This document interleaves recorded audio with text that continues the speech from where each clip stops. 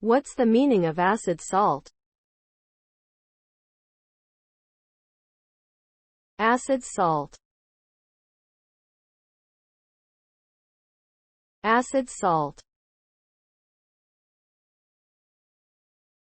Acid salt. Acid salt. Acid salt.